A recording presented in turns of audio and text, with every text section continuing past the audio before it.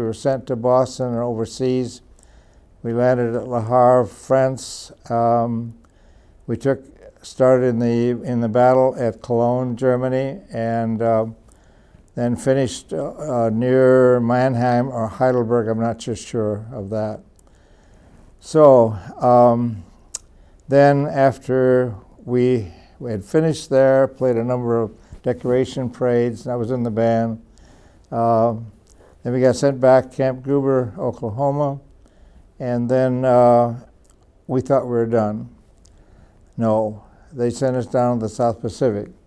I think we were probably intended for the final invasion of Japan, and I think I read on your program or somewhere that they were expecting 10 million Japanese casualties and something like 2.7 million of American casualties. So when they dropped the atomic bomb, we were delighted because they knew that was the end, and we didn't have to do that. Let's go back to Europe, okay. Landing in France. Where did you see a lot of action? Did you have some close calls? I was never face-to-face with the German soldier. However, it was close enough they were doing artillery duels over us, yes. And two members of the band got Purple Hearts because when they were on the top of buses, trucks, I should say, snipers wounded some of our people. So we had close calls, let's call it, but I never was wounded, so I was happy about that. Tell us about the band. How many people were in All right, can I tell you how I got into it? Yes, you can. Absolutely. When I was first assigned in the infantry, they gave me some training in what they call a scout. Well, then I found out the scout is the first one out there looking for things. My eyes at that time were 2,600. I couldn't even see the enemy, let alone find out where they were. And so I volunteered for heavy weapons, so I got training in addition to the rifle. I got training on the 30 and the 50 caliber machine guns and the mortars and the hand grenades, all that sort of thing. And then the company I was assigned to, they had a lousy bugler. I sent home for my cornet and practiced bugle calls when I knew the captain was in his office. And so after a certain length of time, first sergeant came over and says, "The captain wants to see you." I said, "Okay." So then he said, "You know all these bugle calls?" I said, "Which one do you want to hear?" Because I knew all 18 of them. And he said, "You're the new company bugler. He takes your place on the machine gun squad." So I was happy. We had one other guy who was not very happy. So, but anyway, doing that, you put pins in the map for orientation, you fill a Coke machine, you help sort the mail, you unroll the captain's bedroll when you go out on maneuvers because you get to ride in his Jeep, you don't have to walk there. And so after a certain length of time, the first trumpet in the band was 36 years old, and he was a farmer. And if you were that age, had family at home, and what they considered a profession to the advantage of the United States, you could get a discharge. So I tried out for that position. There were 51 of us that tried it, and I got the position. So I was in the band by the time we went overseas.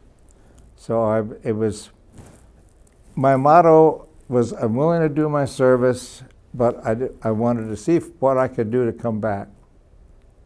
Not a bad motto. So it was better than the scout, I tell you. We played concerts here in the States. When we got the instruments back in Europe, then we played in German parks, and we played parades in San Luis Obispo and other places. When you played in German parks, were there German citizens there after the war? Yeah. What was their reaction? It was mixed. Some of them were amused. Some of them were wondering what we were doing. There were some who were obviously very upset that we were there. It was a mixed reaction. We had one little 12-year-old boy that threw a hand grenade at us, and luckily it only it wounded a couple of guys, but that was it. So where he got the hand grenade, I don't know, but it was a live hand grenade. Oh yeah. What we called the potato masher, because it had a handle on it. That's Americans, they figured everybody could throw a baseball, so that's why the hand grenades were like a baseball. And so over there, they didn't have that kind of training, so they used this charge on the end of a handle and threw it that way. Sure. In Germany, if the town or city said that they were an open city, flash a white flag, we would not damage the town. We'd just drive on through or around it and so on. In one of those situations, we had our convoy going through this town that had flown a white flag, and it was an ambush. And we got partway into the city, they started firing, from buildings on both sides. So the CO just did a U-turn. We pulled outside, and he lined up all his howitzers, and he shelled that town until there was nothing left. Nobody living, not one brick on top of another. And that's too bad. But that's war. You came back from the war. Yes. Were you changed? Were you a different person? Well, I think I was more mature, sure, because I'd been on my own for almost 3 years. And I think I was more aware of my surroundings because when you're in an enemy territory, whether or not they've given up, we never went any place alone over there. We always were at least 2 or 3 guys went any place outside of where we were. So that's normal for here in Milwaukee. Right.